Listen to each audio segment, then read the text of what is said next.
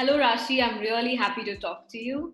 Thank you so much for your time today, and it's been a pleasure knowing you. It's been a pleasure. I've been a customer myself to Heads Up for Tails, and every time we buy a product from Huft, we are just thankful about how you started it, and thanks to you, we have so many new products here. And I think pet parents like me who love pampering their pooches, their cats, we all look up to Huft because otherwise, I don't know where we would have gone to buy such products, right? So, as part of the series, we call it the Pet Talks.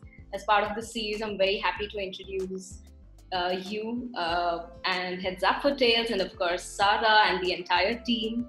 I think this interaction for about 10-15 minutes is just going to help us understand you better. And for everybody who's watching this video, I'm sure they know about Huft, particularly if they're from the Metropolitans. And of course, by end of this video, we'll know more about all the initiatives you've taken, particularly during the COVID time. Sure. Thank you so much, Shruti. I'm so excited to be here too. And, it's been wonderful, really lovely knowing you too. Thank you. Thank you very much. So Rashi, I'm sure whenever I talk about Flow, I remember Charlie. And whenever you talk about Huft, we remember Sarah. And I remember Sarah every time I think of Huft because I still remember the beautiful story you told me about how you started. But I think it's a great story for everybody who's watching this, for them to know how the whole concept of Huft started and from just one store in Delhi, how you just grew it into so many stores today. It's a great story. If you could please share it with everyone. Of course. So, Shruti, basically, I've grown up with dogs. I was always that child who got home injured animals and birds, and I was always so fascinated with animals in general.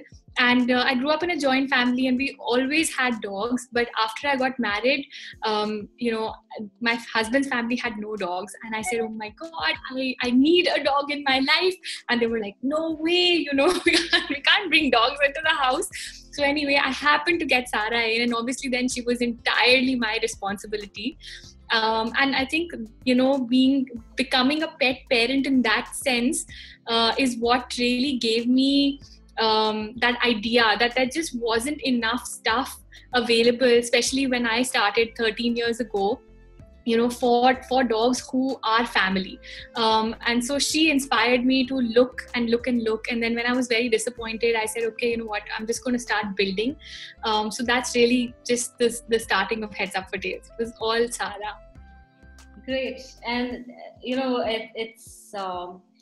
it's a great story because I'm sure 13 years ago, at least the industry as such was very new, and I'm sure pet parents back then would have been extremely excited to have these new products come in, right? Rashi, we've known each other for some time now, and I've known Huft, I've followed Huft for a long time, and I know about the different kinds of products you introduce year on year, right? And particularly for this series and during this time of whole COVID, I see Huft doing a lot of great work in terms of, I still receive messages from your stores about how the shops are open during a particular time.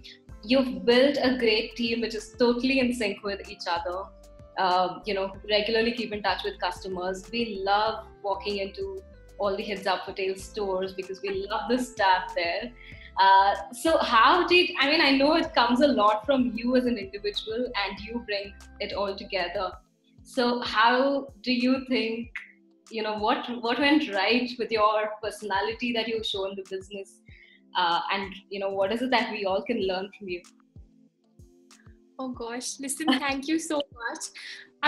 Honestly, I don't think that, we're anywhere close to where we want to be. I think it's just part of the journey, and there are lots of ups and downs always. I think that, because it's a very passion-led venture, and the whole team, at least the entire core team, also believes the same way. They also bring first passion and then expertise to the table. That we hope has flowed down to the rest of the team as well. So we are, so grateful for those few brave people who have been coming to the stores, despite all the challenges that they're facing. We've obviously not been able to operate full time, but it is very, very limited operations depending on, where, how many passes we have and other little things like that. But we are so grateful, so many heroes have like come to the forefront and been like, we will open the stores, we will do the deliveries, we will be there, our dogs and cats can't go hungry. And that's been really humbling and like really overwhelming for us to see, and we are really very grateful. Right. And for me, one of the most important reasons why I'm having this chat with you is because we see pet parents who are really concerned. Like, we see us talking up things which we need for our daily use, right from our provisions to our groceries. But then it's very, very nice to see pet parents plan for the next few months. And the biggest worry we see them constantly asking is about, will there be issues with pet supplies? Particularly, like me, and I'm sure a lot of pet parents, we consume food that's being imported, right? Yeah. Some of the good brands which are being imported. And for us, the constant worry is, will these run out of stock? Will there be any issues with supplies? Is there anything specific that you'd want to, let people know so that we're well aware? Like, do we get our dogs or cats used to home food right from now to ensure that there's no sudden shift in their diet? Do you have any information around those aspects as yet? So, we actually have been talking to a lot of the food companies, and the food companies are fairly confident that they have placed their new orders well in advance. The orders are almost at the port. So it's about the ports actually opening up, which we hope will happen after the 15th. There seems to be a decent amount of stock with these companies at the moment. But we don't know how long the lockdown is going to last. So with dogs, I think it's a little bit easier because they still are more open to eating, rice with veggies or whatever meat is possible, or eggs, etc. I know it's a little bit more tricky with cats because they tend to be a little bit more fussy. But I think that regardless of whether the situation is there or not there, our dogs and cats do need to be able to adapt when it comes to food, because you really don't know, we don't have exact answers. We have been trying to get them. We have been trying to understand how much should we also as a company stock up, what should we do, how much availability is there. But it's a little bit uncertain at the moment. So, but I will definitely pass on more information where you can do an update as and when we know more. Yeah. It just gives me a great feel that I think this whole situation has made people a lot more sensitive towards animals. And probably this is one of the times when I'm extremely proud about being in the pet industry and working with animals, because that's that's always been the motive of being able to serve in whichever way possible, right? Yeah.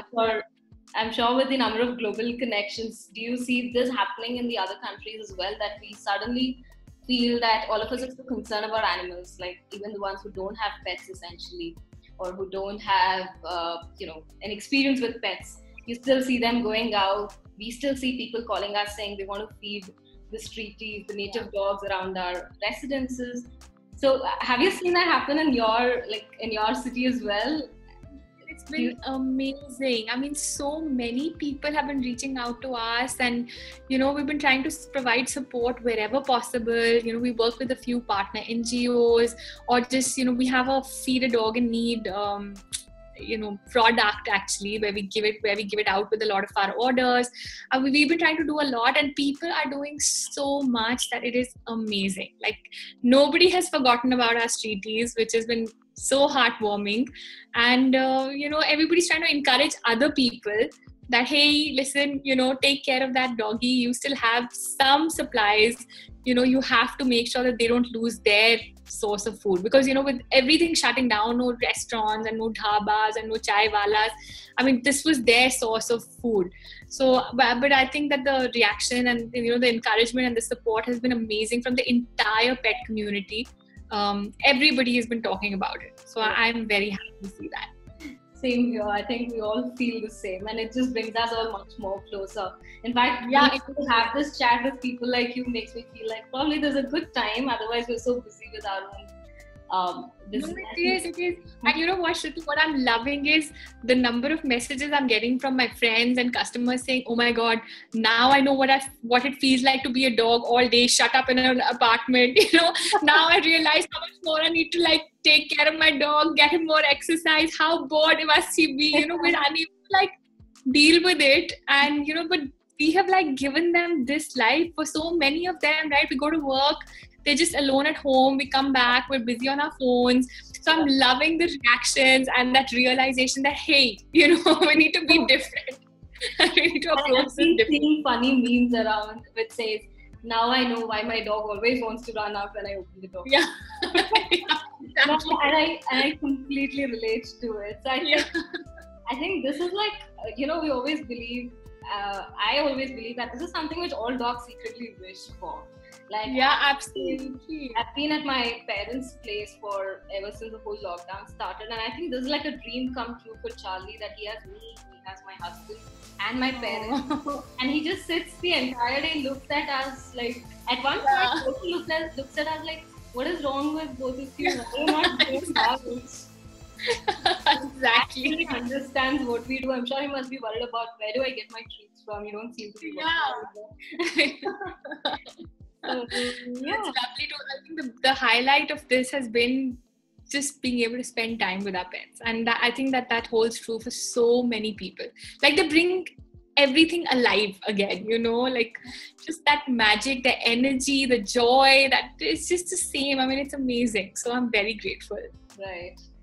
So, the whole COVID-19 situation, of course, thanks for sharing that information. It's a relief to know that there will not be much delays in supplies and there's not going to be much of an issue.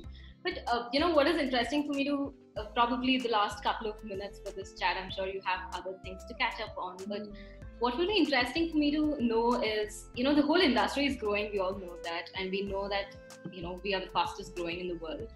But how have you seen the industry transform from when you started to what it is today, and what you foresee to be in the next 5 years? You've seen many players come in, many players move out of the industry, and so on and so forth. So, any thoughts about that? So, when I first started, I think, when I saw relationships, a dog was primarily kept out of the house at the gate in like so many cases, like more like a guard dog and someone to alert us, or if the dog was around, then the dog was around. Now I see them becoming such integral part of families, which is so nice. I mean, like, everybody refers to them as a family member, and so that transformation and that shift has been my most favorite piece of how the journey has evolved. That's been really nice. I mean, like, people are so much more conscious. Animal cruelty is taken up very, very seriously. People are talking all the time about adoption and feeding the streeties. And I mean, it wasn't like that when we started out at all. Like, the streeties were really like one shunned, poor little community. No one to stand up for them, or a few people who were really very alone. So I love how much awareness has come in, how pet parents have educated themselves so much. They know so much. They're following, global trends of what's happening when it comes to any part of, food, training, nutrition, anything. I mean, it's, they've really come a long way. And when I think about the future, I think that the community of the pet parents is going to grow. The industry is growing, but I still think it's very tiny. I think it's valued at 2,500 crores or something, which is tiny, and most of it is food. So there is a potential for a decent amount of growth, and I hope that we see that happen. But yeah, I mean, like, it has been positive changes so far. Yeah, I mean, there are also facts around, how the pet food market was expected to grow about 6% year on year. But now with the whole COVID-19, it's expected to grow only at 4%, right? And we also read news about how the US market has taken a hit, right? For a few numbers, like, it shows that packaged foods, which was projected about an online share of, the overall pet product sales to reach at 24% this year, and by 26% by 2024, particularly the US market is also looking a little dicey right now with the whole COVID-19. But we as a community of pet companies, we as pet industry in India, are you taking any measures to ensure that we are well aware of what is coming? And it's just a matter of all of us being in the journey together. Because there are certain services and your products, I'm sure, are much needed, right? These are not things which can be ignored at any point. But do you see the industry as such facing any challenges in the near future? I mean, listen, I mean, it's a lot of it is speculation, because we don't really know what's going to happen on the 15th. The lockdown could extend for many more weeks. It could open up. If it opens up, are people really going to come shopping again into retail stores? Does the retail experience matter? Do they prefer online? Do they prefer instant deliveries? So there's so many questions around what is going to happen that, it would be silly of me to say this is what is going to happen. But yes, we're trying to, as the company, we're trying to brainstorm on all the different scenarios that could be and say, okay, these are all very real possibilities. So I think, just the way that if I was to just generalize myself and say, would I be comfortable going into crowded markets? Probably not. Would I be more comfortable, especially when it can be avoided and if it's for essentials? Would I be more comfortable calling for delivery? Probably yes, for something like dog food, which I think that, the retailers in the pet industry already do. Like, we already deliver to your home. A lot of people go shopping for stuff like that. So I think we should be somewhat okay, but we'll just have to see how this progresses. Right, and I'm sure all of us are in the journey together. And absolutely, I'm pretty sure this. I mean, every situation has a positive side to it. I think in this situation, probably one of the positives we can look at is about how, I think like a lot of initiatives which all of us are taking are things which could have taken a lot longer, if not for the situation. And with this situation, we just know a lot of things about how collaboration helps, right? All of a sudden, a lot of companies are coming together to ensure that deliveries are taking place. Like, I know you are also working with companies to ensure that your products reach on time. And when we get inquiries, we tell about Huff, we tell about the other pet product suppliers. So it's been great, and I think it's just a matter of being optimistic about what is in store for us. But thanks for sharing all the information, Rashi. It's been a real pleasure knowing you. And whenever I interact with somebody about the Indian pet industry, I think Huft has always been a matter of pride to mention that there are companies like Huft in the pet industry. That gives us the level. That means a lot. Thank you. So talk to you again sometime. Thank you so much for being here. Take care. Stay safe. Yes, you too. Take care. Okay. Bye. Bye. Bye.